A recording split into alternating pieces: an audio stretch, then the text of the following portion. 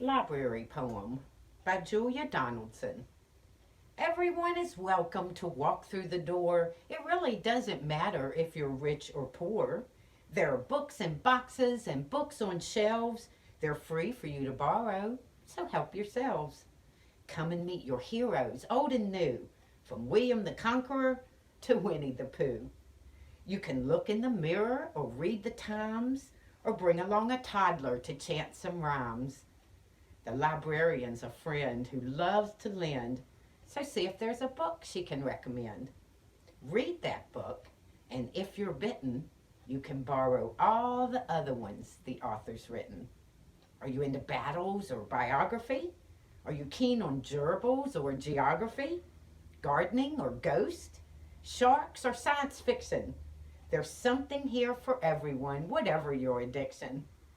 There are students revising deep in concentration and school kids doing projects, finding inspiration.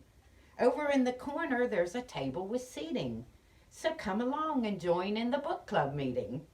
Yes, come to the library, browse and borrow, and help make sure it'll still be here tomorrow.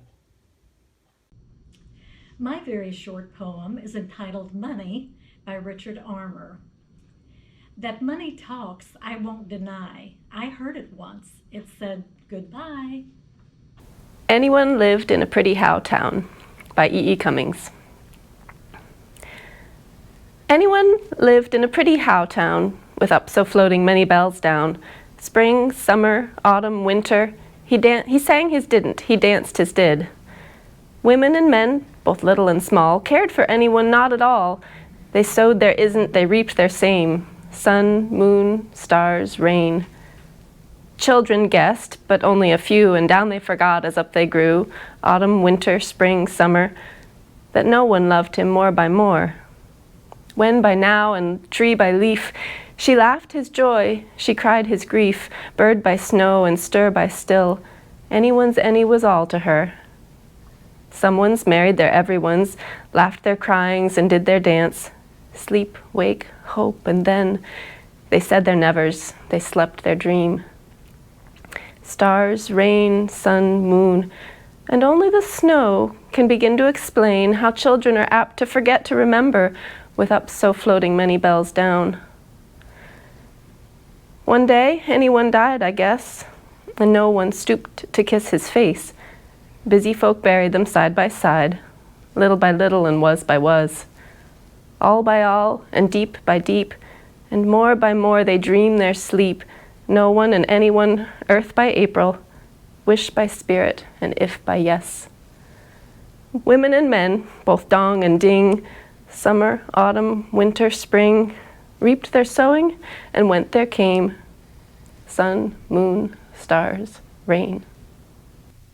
I'm going to read The Cremation of Sam McGee by Robert Service.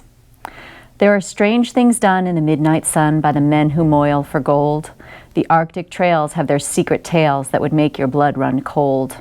The northern lights have seen queer sights, but the queerest they ever did see was the night on the marge of Lake LaBarge I cremated Sam McGee. Now Sam McGee was from Tennessee, where the cotton blooms and blows. Why he left his home in the south to roam round the pole, God only knows. He was always cold, but the land of gold seemed to hold him like a spell, though he'd often say in his homely way that he'd sooner live in hell. On a Christmas day, we were mushing our way over the Dawson Trail. Talk of your cold through the parka's fold, it stabbed like a driven nail. If our eyes we'd close, then the lashes froze till sometimes we couldn't see. It wasn't much fun, but the only one to whimper was Sam McGee. And that very night, as we lay packed tight in our robes beneath the snow, and the dogs were fed and the stars o'erhead were dancing heel and toe, he turned to me and, Cap, says he, I'll cash in this trip, I guess.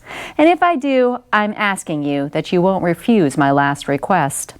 Well, he seemed so low that I couldn't say no. Then he says with a sort of moan, it's the cursed cold, and it's got right hold till I'm chilled clean through to the bone. Yet 'tain't being dead, it's my awful dread of the icy grave that pains. So I want you to swear that foul or fair, you'll cremate my last remains. A pal's last need is a thing to heed, so I swore I would not fail. And we started on at the streak of dawn, but God, he looked ghastly pale. He crouched on the sleigh and he raved all day of his home in Tennessee. And before nightfall, a corpse was all that was left of Sam McGee, till I came to the marge of Lake LaBarge, and a derelict there lay. It was jammed in the ice, but I saw in a trice it was called the Alice May. I looked at it, and I thought a bit, and I looked at my frozen chum. And here, said I with a sudden cry, is my crematorium. Some planks I tore from the cabin floor, and I lit the boiler fire. Some coal I found that was lying around, and I heaped the fuel higher. The flames just soared, and the furnace roared, such a blaze you seldom see. And I burrowed a hole in the glowing coal, and I stuffed in Sam McGee. Then I made a hike, but I didn't like to hear him sizzle so. And the heavens scowled, and the huskies howled, and the wind began to blow. It was icy cold, but the hot sweat rolled down my cheeks, and I don't know why. And the greasy smoke in an inky cloak went streaking down the sky. I do not know how long in the snow I wrestled with grisly fear, but the stars came out and they danced about ere again I ventured near. I was sick with dread, but I bravely said, I'll just take a peep inside. I guess he's cooked, and it's time I looked. Then the door I opened wide. And there sat Sam, looking cool and calm in the heart of the furnace roar. And he wore a smile.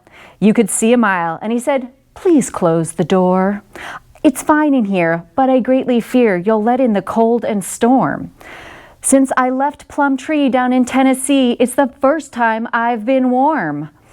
There are strange things done in the midnight sun by the men who moil for gold.